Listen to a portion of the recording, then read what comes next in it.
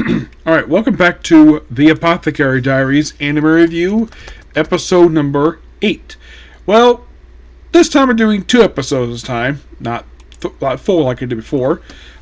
These 2 episodes, kind of in a way, well, in the case of these 2 episodes, they kind of were paying off some other plot threads, per se.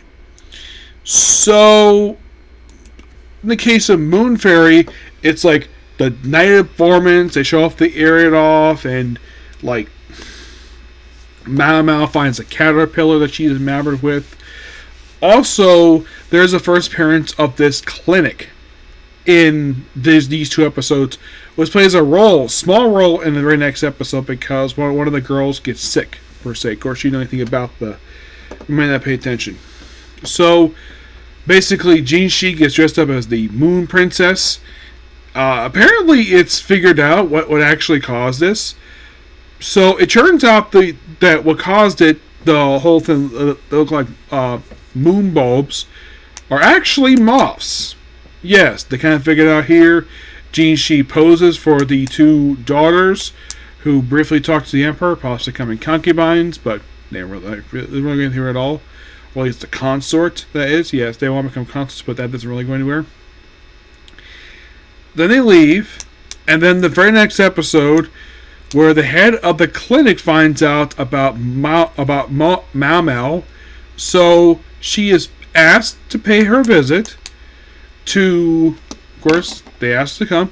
So there's this girl who she's a friend of hers she's become acquainted with, where she hasn't seen her in a half of a month, where she has gotten mysteriously ill with some whatever condition she's in. And she wants to see how she's doing. She's very worried about her. So, because of the fact that they established this weird thing, apparently, like, despite the fact Mao technically is making herbs, she's more of a pharmacy than making medicine, per se, but she's able to diagnose stuff really well. Though, the reason why she can get away with some of the stuff she does throughout the course of the series is because Jinshi looks the other way. Because he has a thing for her, that's why. So, despite the fact, yes, they keep secret the fact that she practices medicine, though unofficially. This time we just talk about an actual doctor, mind you. So, then they bring in they refer to as the quack doctor to pay a visit to Lei Liwa. So, this is a cover. Of course, they officially come from Jinshi, thanks for the letter. So, look, what's that building? It's a shed. Those are the bushes. And then, of course, the quack doctor, then Mao proceeds to speak up like, you! Yes, I thought this was so funny. And then she holds her place while the quack doctor runs and finds the woman who was sick. And like, ooh, what's this? Like, after looking at her, then, oh, what is the box? Oh, it's the spices going meant to possibly make an abortion drug. Which, of course, she's brought before her mistress, which turns out to be her cousin. Yes.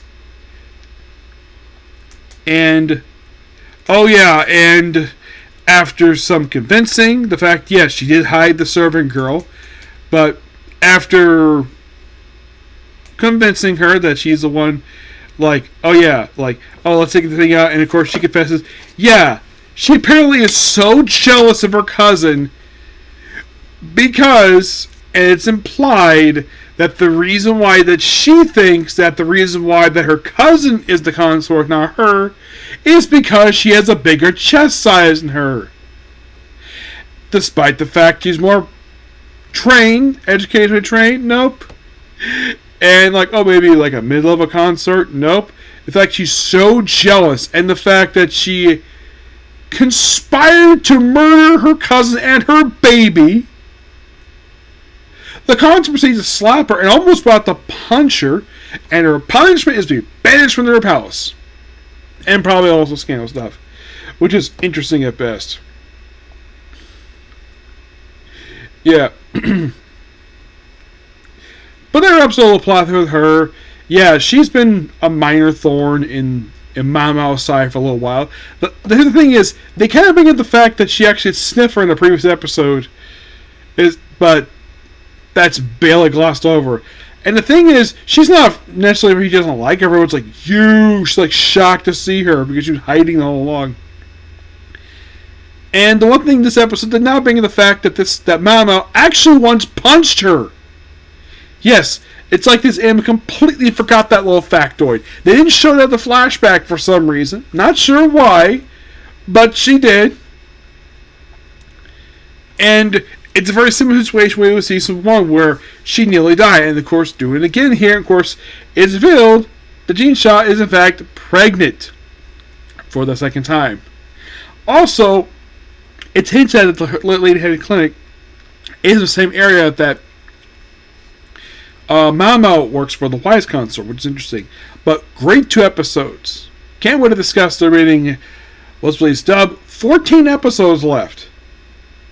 Some might think, why didn't you just do 2? Why could you 4 like last episode? Well, because I want to make sure you get this out there. There's something we wanted a bit, but next up is a review for Doctor Who. Vicky, really? You know more about Doctor Who recently than lately. Well, because of new memory. Well, I'll talk about that next video, okay? Bye.